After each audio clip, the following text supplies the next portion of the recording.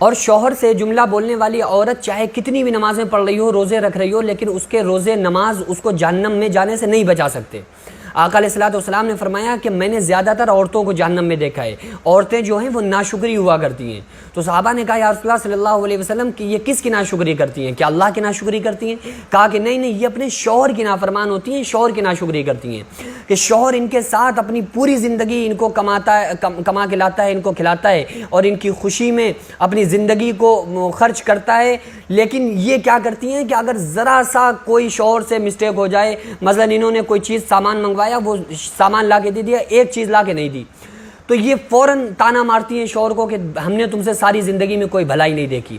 اچھا، یہ ساری عورتیں کرتی بھی نہیں ہیں، کچھ عورتیں ایسی ہیں جو اس طرح کے جملے بولتی ہیں، پھر کیا ہوتا ہے کہ عورتوں کے کمنٹس آنا شروع کرتے ہیں کہ اسلام میں عورتوں کا کوئی حق ہی نہیں ہے۔ بھئی اسلام میں عورتوں کا بہت بڑا حق ہے، لیکن یہ ہے کہ شوہر کا بھی تو کوئی حق ہے کہ نہیں ہے؟ تو عورتوں کا شوہر کے اوپر حق ہے، شوہر کا عورت کے اوپر حق ہے، تو اس کو سمجھ کے چلنا پڑے گا۔ ایک صاحب تھے، انہوں نے ایک طوطا پالا، تو وہ اس کو کلمہ اور اللہ اللہ اللہ کہنا سکھایا کہ وہ ہر وقت وہ طوطا اللہ اللہ اللہ اللہ کہا کرتا تھا۔ ایک دم اچانک سے ایک مرتبہ بلی نے جھپٹا مارا اور اس طوطے کو پکڑ لیا، منہ میں دبا لیا، تو وہ وہی چین چین چین چین کرنے لگا۔ تو انہوں نے ایک صاحب سے کہا کہ یار کیا بتائیں، ہم نے طوطا پالا، اسے بہت اچھے طریقے سے اس کا خیال رکھتے تھے، ہم جو کھاتے تھے اسے کھلاتے تھے، کھیر بھی کھلاتے تھے اور بسکٹ بھی ڈالتے تھے اور دودھ بھی پلاتے تھے، ہم نے ساری زندگی اسے اللہ اللہ اللہ سکھایا، اور جیسے ہی اس نے بلی نے جھپٹا اس پہ مارا اور بلی نے اس کو منہ میں لیا تو فوراً چی چی چی چی کرنے لگا۔ تو صاحب کہنے لگے کہ بھائی اس کے زبان پہ تو اللہ اللہ تھا، لیکن دل کے اندر وہی چی چی ٹیٹے ٹیٹے بھرا ہوا تھا۔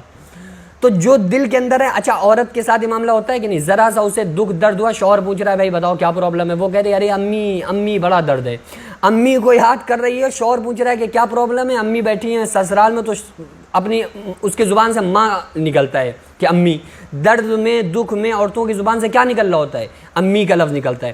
یہ تو خیر اچھی بات ہے کہ دیکھو یہ ماں اور بیٹی کی محبت ہوتی ہی ایسی ہے کہ جس محبت کو کوئی نہیں پا سکتا۔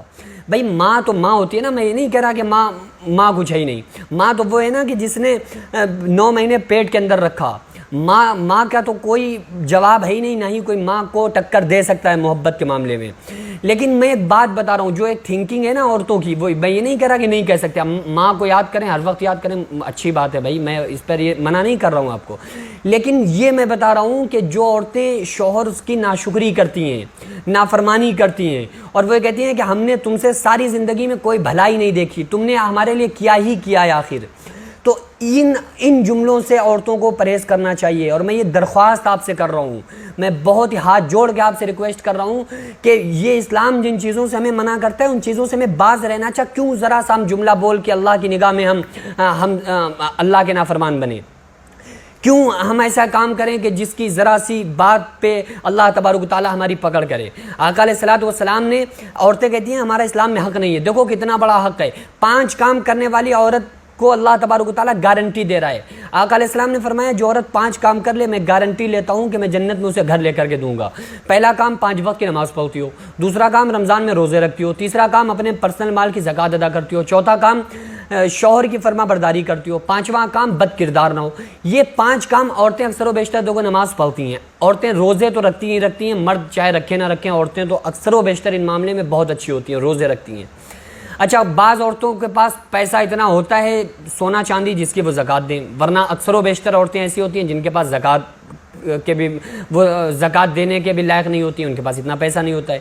تو بد کردار عورتیں زیادہ ہوتی نہیں ہیں، شوہر کی فرما برداری باقی ہے، تو شوہر کی فرما بردار بن جائیں پوری طریقے سے، انشاءاللہ تعالیٰ ان کو جنت میں جب قیامت کے دن آئیں گی تو جنت کے 8 دروازے ان کے لیے کھول دیے جائیں گے۔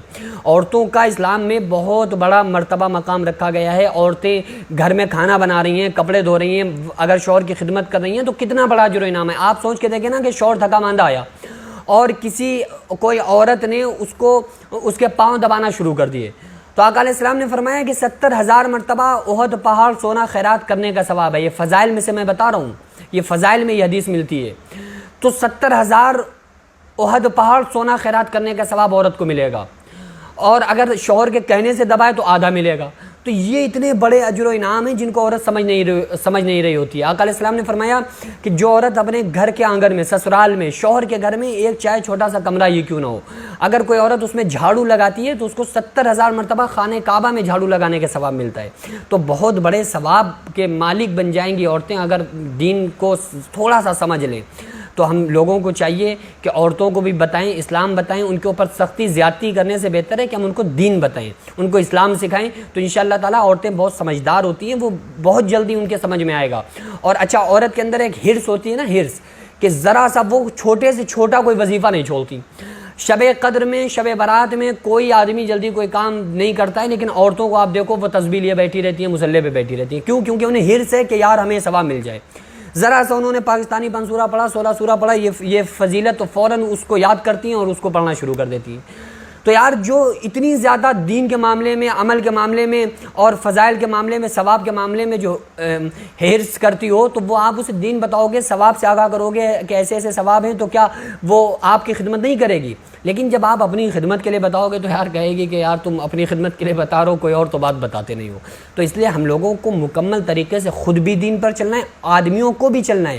اگر کوئی شوہر بیوی کے اوپر ظلم و زیادتی کرتا ہے تو ایسا نہیں ہے کہ وہ شوہر کو چھوڑ دیا جائے گا، شوہر کے اوپر بھی اللہ تعالیٰ خطرناک عذاب میں اس کو ملوث کرے گا، خطرناک اس کو عذاب دے گا۔ قیامت کے دن شوہر کو بھی حساب دینا پڑے گا بیوی کے تعلق سے۔ تو اس لیے شوہر کو چاہیے کہ وہ بیوی کے حقوق کو سمجھے، بیوی کو چاہیے کہ وہ شوہر کے حقوق کو سمجھے۔ دعا کریں اللہ تبارک و تعالیٰ عورتوں کو شوہر کے اور شوہر کو بیوی کے تمام حقوق ادا کرنے کی توفیق عطا فرمائے۔ وما علینا الا البلاغ۔ السلام علیکم ورحمۃ اللہ وبرکاتہ۔